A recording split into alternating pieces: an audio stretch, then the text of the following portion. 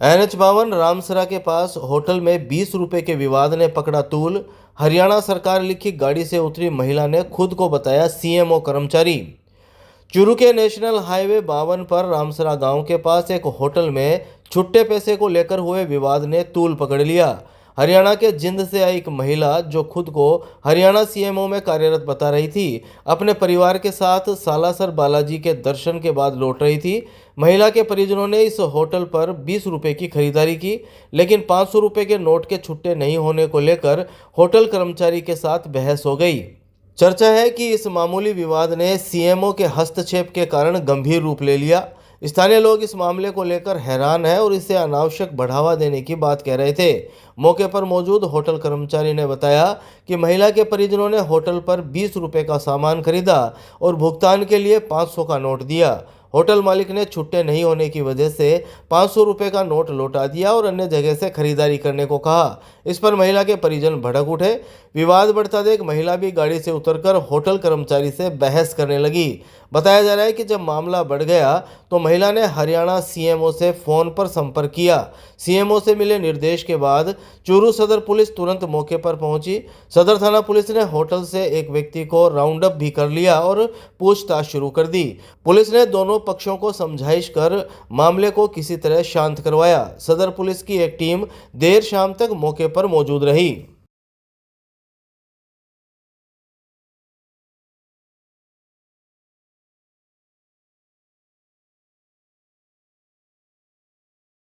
गांव धोदलिया के घर में शॉर्ट सर्किट से लगी आग, नकदी, कपड़े और घरेलू सामान जला। चूरू के रतनगर थाना अंतर्गत गांव धोदलिया में रविवार को एक घर में बिजली के शॉर्ट सर्किट से कमरे में आग लग गई। आग से नकदी, रुपए सहित घरेलू सामान और कपड़े जल गए।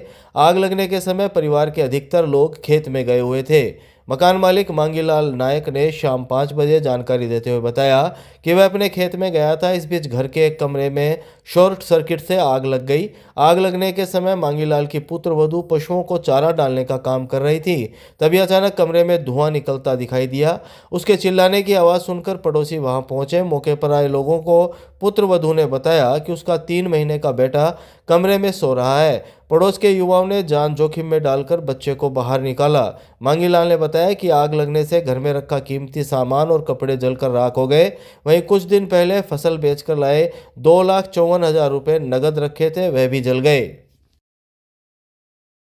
वलसाड की केमिकल फैक्ट्री के गोदाम में लगी आग से रामसरा गांव का व्यक्ति झुलसा, चूरू से किया गया जयपुर रेफर।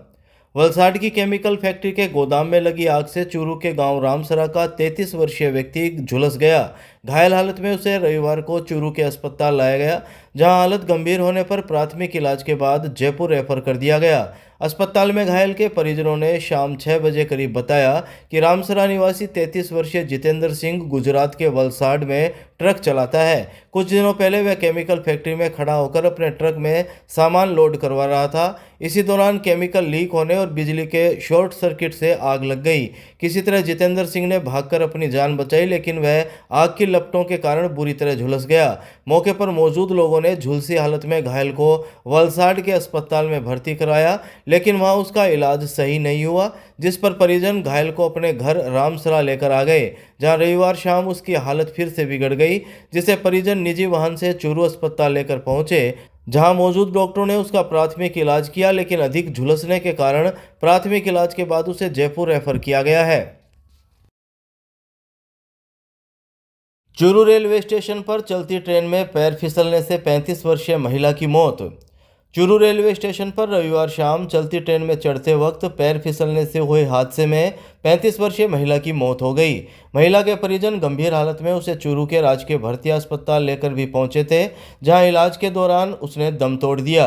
अस्पताल में महिला के परिजनों ने शाम 7 बजे के करीब बताया कि श्री डूंगरगढ़ के मोमासर बास निवासी 35 वर्षीय रजनी रविवार को श्री डूंगरगढ़ से चूरू आई थी, जो अपने भांजे के रिश्ते की बात को लेकर ट्रेन से फतेहपुर जाने वाली थी। चूरू प्लेटफार्म पर चलती ट्रेन में चढ़ते वक्त उसका पैर फिसल गया, जिससे प्लेटफार्म पर गिरने से उसके गंभीर चोटें आईं, जिसको निजी वाहन से तुरंत अस्पताल लाया गया, जहां इलाज के दौरान महिला की मौत हो गई।